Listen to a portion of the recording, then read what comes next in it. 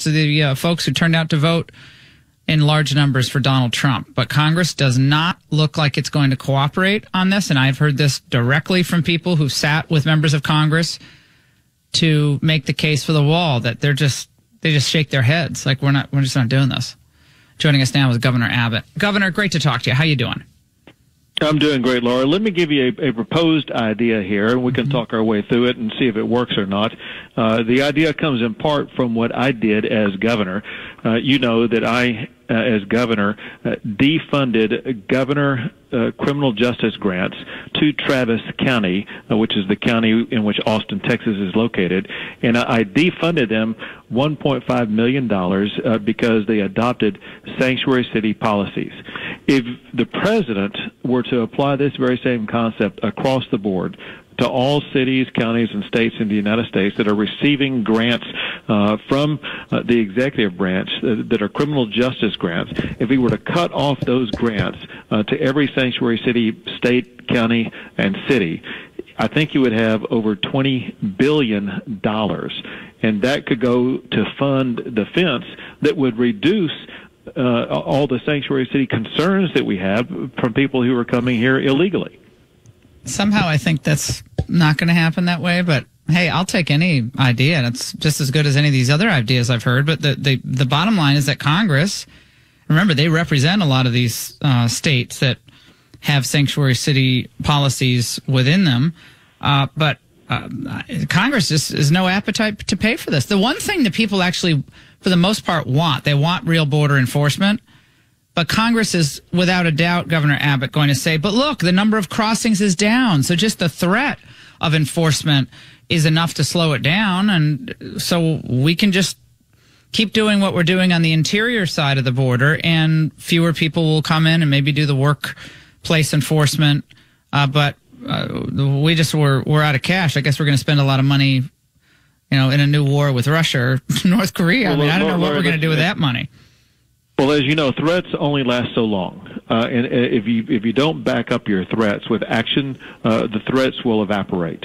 And so it's time for action now, both by Congress and the president. We know the president wants to do it, and Congress needs to back it up, because the deal is we got to get this done. Let's talk about budget. So the fact of the matter is the state of Texas has some budgetary challenges because of people who are in this country illegally. You know the way the law works, and that is under federal law, if you're here illegally, hospital emergency rooms are required to treat you. They cannot turn you away. Schools in the state of Texas are required to educate you. Law enforcement is required to deal with you. And so the state of Texas is incurring billions of dollars of costs because of this. And that is something that the federal government cannot turn a blind eye to.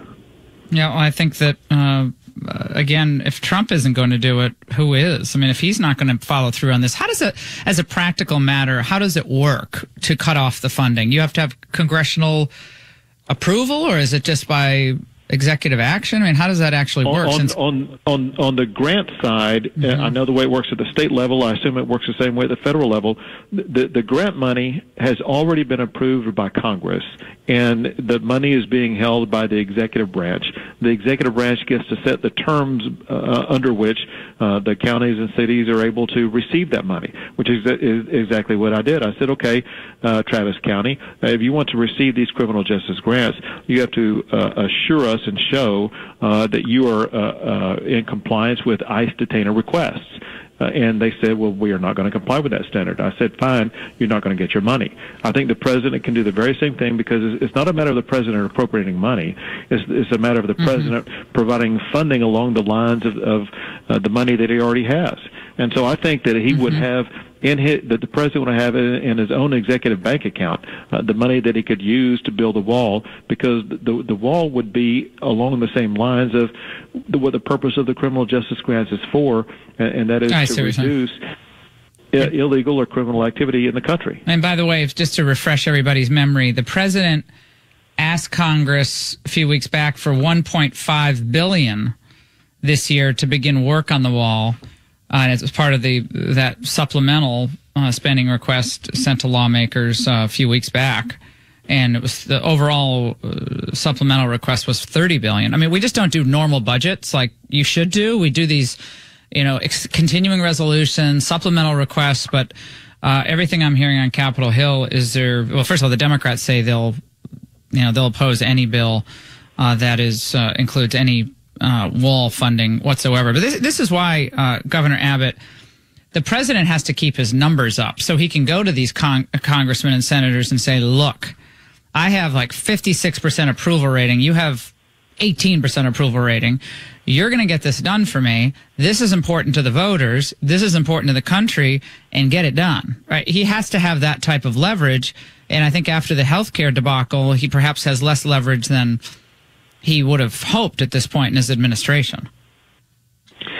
That's true, and there's something else that's true, and that is, what are the issues that Americans care the most about?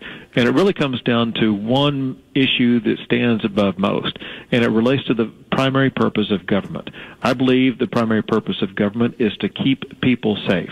It means keeping our sovereignty and border safe. It also means keeping our city safe.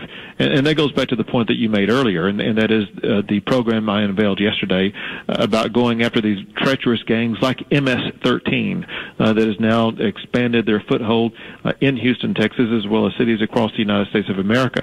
This is a subset of the whole comprehensive issue, and that is keeping the homeland safe. And so the president needs to stand up and stand strong for keeping Americans and America's city safe, just as he is in trying to deal with Syria right now. But if our communities are ripped apart by gangs that rape, rob, and murder people, an MS-13 gang member in Houston, Texas, took a machete and cut a teen apart and killed him. This is something that cannot be allowed in the United States of America, and we need to bring the full force of government at both the state and federal level to stamp out gang activities like this in our country. Now, you can go back to before 2008.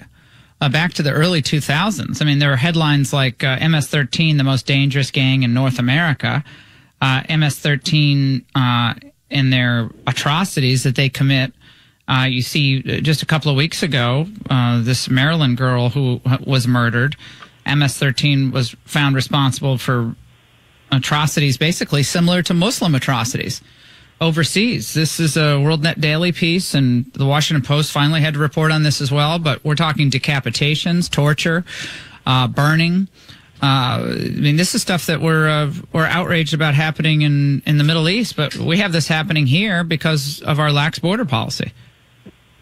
And the reality is, if leaders, whether it be the president or Congress or governors, stand up and say, this is intolerable, we are not going to accept it anymore, these are the resources I'm going to dedicate to make sure we eradicate this problem, that's the kind of thing that will win the president the support he needs to expand his programs. So tell me about you're spending $500,000, $500,000.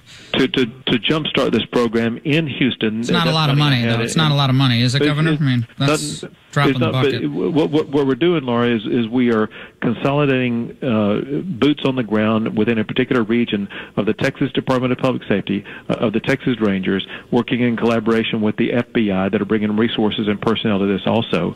But this is jumpstart money to give us the office space that's needed for us to house a tactical operations center in the Houston area where we're working to gather information, working to have 24/7 patrols both on the ground and in the air where we can monitor these high crime, gang-related crime spots. And so this is going to be an effective step in the right direction to crack down on what is a burgeoning gang-related violent crime area in the greater Houston-Harris County area. Have you made any headway at all in Austin with the ongoing battle against Austin officials? Was it the mayor there on the sanctuary policies? Well, Laura, where we are, as governor, I defunded them. But the most important thing that we're doing is we're passing a law. For those who don't know, Texas has a legislative session that ends in a month and a half. And we have a bill that's passed out of the Texas Senate. I believe it will also pass out of the Texas House that adds real teeth to violations of this law. If any city or county adopts a sanctuary city policy, they are going to face stiff fines that will add up to millions upon millions of dollars each and every year. They're going to face civil liability. They can be sued if anybody is injured because of their sanctuary city policies. And, Laura, any official who promotes sanctuary city policies can be subject to criminal penalties, spend time behind bars, the bars they are releasing these criminals from, which also would cause them to lose their office. And so we're going to make it impossible for any city or county in the state of Texas to adopt any type of sanctuary city policy. In that regard, it's just astonishing that we have states like California that are now adopting statewide sanctuary city policies. You know, California is where Kate Steinle was gunned down, and now they want to replicate more Kate Steinles out there. And we have, of course, Maryland, where we had the Rockville rape of a 14-year-old girl in a bathroom. And then after that, they wanted to open up Maryland to sanctuary city policies. It's just astonishing that people are opening their states up to even more crime for their citizens. So you all had a big, well, I guess it wasn't as big as they'd hoped. They hoped or predicted as many as 1 million people at this, quote, immigration rights rally in Dallas, and there was about 3,200 people.